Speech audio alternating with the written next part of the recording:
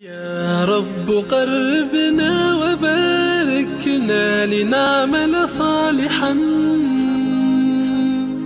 في يدي رسالة التغيير. السلام عليكم ورحمة الله وبركاته. الحمد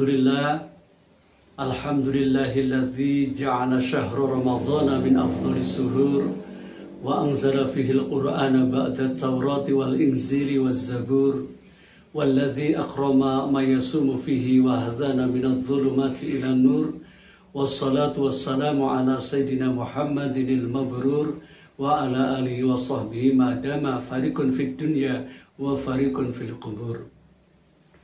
قال الله تعالى في كتابه الكريم: شهر رمضان الذي أنزل فيه القرآن هدى للناس وبينة من الهدى والفرقان.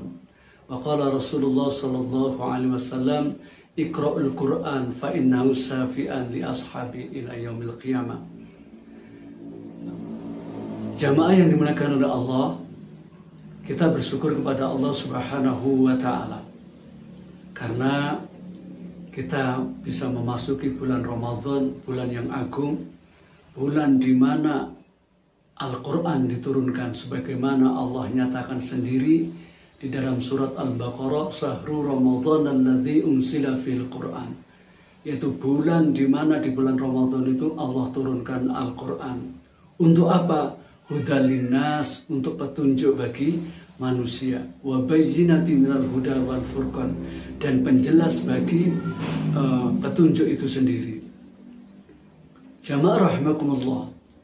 Oleh karena itu, kita sebagai muslim, di mana kita sendiri secara pribadi sering membaca Al-Quran. Al-Quran itu memang harus kita pelajari, mungkin dari huruf per huruf, mungkin dari metode ini, metode itu, yang intinya supaya bisa baca Al-Quran. Setelah kita baca, adalah kita ketahui maknanya, kita pahami maknanya. Setelah itu apa? Adalah kita amalkan. Jadi Al-Quran itu bukan sekedar untuk kita baca, bukan sekedar untuk hafal, walaupun menghafal itu sangat-sangat bagus sekali. Tetapi Al-Quran itu harus kita amalkan dalam kehidupan sehari-hari. Karena apa? Karena Al-Quran itu adalah petunjuk huda linnas, petunjuk huda lil muttaqin, petunjuk bagi orang-orang yang bertakwa. Di dalam apa?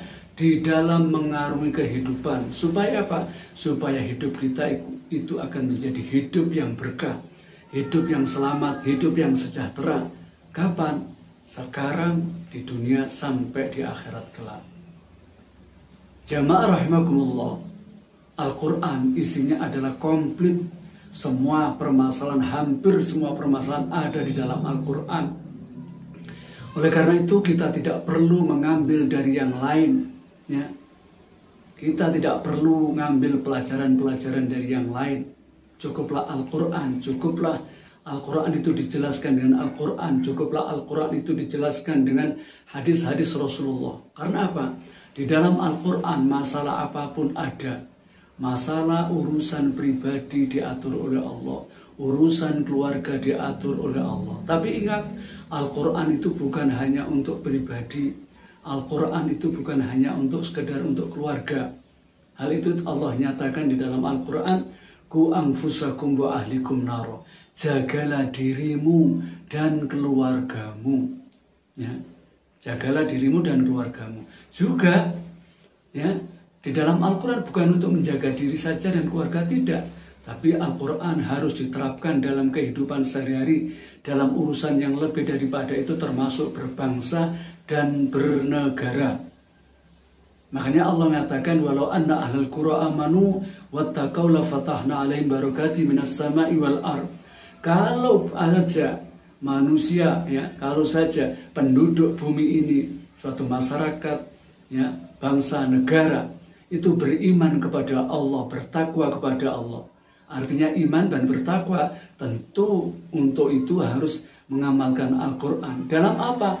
Dalam segala aspek, mulai urusan pribadi, bermasyarakat, termasuk berbangsa dan bernegara. Maka Allah katakan, wa anihkum bima anzalallah, ya, dan hukumilah, Ya, berhukumlah dengan apa yang diturunkan oleh Allah. Kalau itu diterapkan untuk urusan pribadi, keluarga, masyarakat, berbangsa, ngatur negara dengan Al-Quran, pasti janji Allah turunkan apa? Yaitu keberkahan langit dan bumi. Keberkahan langit apa? Berupa ketenangan, kebahagiaan, kedamaian, ketentraman. Keberkahan bumi apa? Hasil yang ada di negeri kita itu bisa kita olah dengan baik, tidak dijual ke pihak-pihak lain atau diberikan kepada negeri-negeri yang lain, tetapi dikelola sendiri. Karena umat Islam itu dalam hadis Rasulullah berserikat dalam 3 hal, yaitu air, gas, dan hutan. Artinya apa? Hendaklah itu dikelola dengan baik. Nah, kalau Al-Quran itu dibaca, dihayati, diamalkan dalam kehidupan itu pribadi, bermasyarakat, bernegara, insya Allah negeri kita akan menjadi negeri yang baldatun thayyibatun wa rabbul ghafur.